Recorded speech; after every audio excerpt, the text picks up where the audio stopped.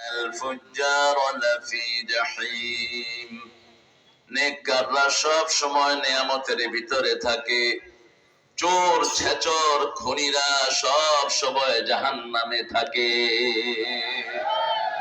নেককার থাকতে চান তো? তিনটা আয়াত পেয়ে রাসূল সাল্লাল্লাহু কয়টা আয়াত? তিনটা। সূরা আলে ইমরানের 191 থেকে 194।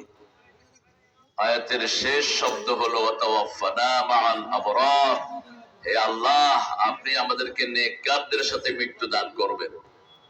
কাদের সাথে? নেককারদের সাথে। নেককারদের সাথে মৃত্যু হোক, এটা চান তো আপনারা? চান তো? কারা কারা হাত তুলে দেখায়া দেন।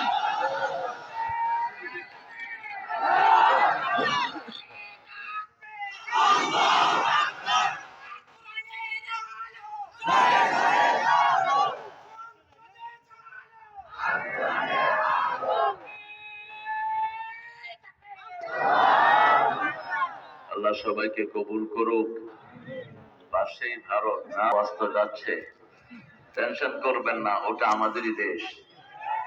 কিছু মুশরিকেরা আপাতত জাগির আছে ওখানে, অল্প দিনের ভিতরে ওটাও আমাদের হবে, ছিল আমাদের, হবে আমাদের। ঠিক না? এই পৃথিবীর কোন মাটি কোন চোর এবং ডাকাতের ছিল না, কোন মাটি কোন মুশরিকের ছিল না, সব মাটির মালিক হলো মুসলমান। মাটির মালিক কে? এটা কার ঘোষণা? আন্নাল আরদা ইয়ারিসুহা ইবাদিয়াস সালিহুন। সব মাটির উত্তরাধিকার হলো নেককারদের। কার কথা? আল্লাহর কথা।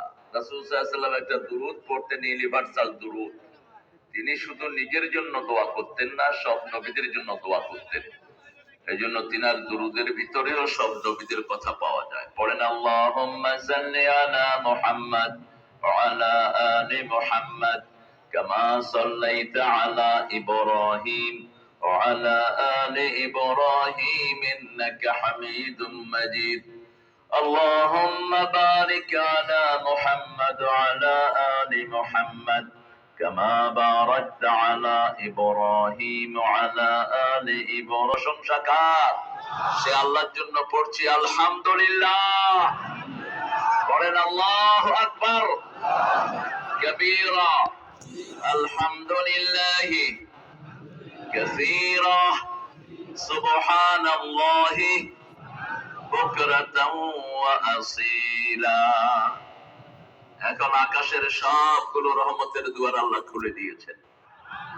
এখন একটা দোয়া পড়বো যেটা ফজিলত কিয়ামত পর্যন্ত ফেরেশতারা লিখতে থাকবে। পড়েন।